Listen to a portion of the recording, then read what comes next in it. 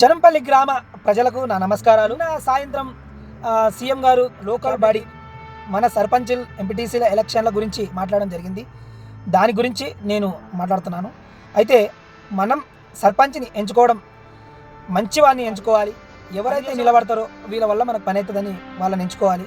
కానీ టీఆర్ఎస్ తరఫున నిలబడినరు, కాంగ్రెస్ తరఫున నిలబడినరు అనేది మనం అటు ఇటు చూసేసి అటు డబ్బులు తినేసి ఇటు డబ్బులు తినేసి మనం అవతలోని బికారీ చేసేసి మనం తిన్నామా తాగినామా పడుకున్నామా ఇది ఓకే. కానీ అవతలోనికి ఫ్యామిలీ ఉంటుంది, పిల్లలు ఉంటారు. ఆయన డబ్బులు ఖర్చు పెట్టుంటాడు. ఖర్చు పెట్టిన డబ్బులు ఎలా తెచ్చుకుంటాడు? కష్టపడి సంపాదించుకోవాలి. కానీ ఈ పద్ధతి కాదు. అందు గురించి నేను చెప్తున్నది ఏంటంటే ఏకగ్రీవంగా ఎంచుకుందాము. ఒక మీటింగు, ఒక సమావేశం అన్ని పెట్టుకొని ఏకగ్రీవంగా నిలబడడానికి బస్ స్టాప్స్ ఉండవు. వర్షం పడితే బస్ స్టాప్స్ లేవు. ఊర్లలో గ్రామ పంచాయతీ మంచిగా లేదు. ఇవన్నీ పనిచేసేవన్నీ మనం తెప్పించుకునేటట్టు చేసుకోవాలి. ఎమ్మెల్యేలు, ఎంపీలు వీళ్ళందరూ చెప్పి కామన్గా తప్పించుకుంటున్నారు. ఇప్పుడు జరుగుతుంది.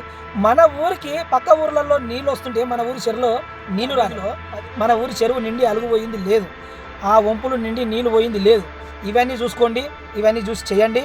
అందు గురించి నేను ఏం చెప్తున్నానంటే ఏకగ్రీవంగా ఎంచుకుందాం, ఒక్కరినే గెలిపించుకుందాం. అవతలలోని అన్యాయం చేసి అడుక్క తినేటట్టు చేయకుండా ఉందాం. ఇది నేను చెప్పవలసింది. ఎందుకు ఇలాంటి నిర్ణయం అంటే పోయినసారి అయితే ఇద్దరు నుంచున్నారు, వాళ్ళిద్దరికి సపోర్ట్ చేస్తామని చెప్పినాం. వాళ్ళతో వీళ్ళతో పీక తిన్నాం.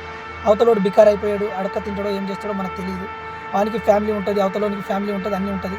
కానీ ఇలాంటి పద్ధతి మార్చుకుందాం. ఊర్లలో వద్దు.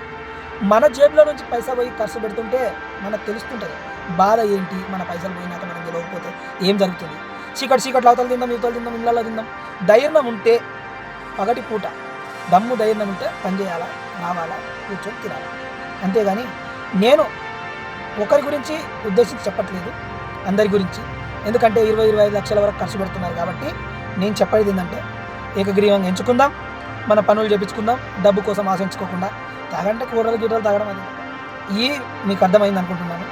మనకి బస్ స్టాప్స్ లేవు, ఏం లేవు. మన ఊరు చాలా అభివృద్ధికి వెనకబడింది కొంచెం. ఎందుకంటే నీళ్లు కానీ నల్లాలు కానీ అవన్నీ చూసుకొని మనం చేసుకుందాం. ఓకే, ఈ మాటలు మీకు ఎవరికైనా నచ్చి ఉంటే నన్ను క్షమించండి. నమస్తే.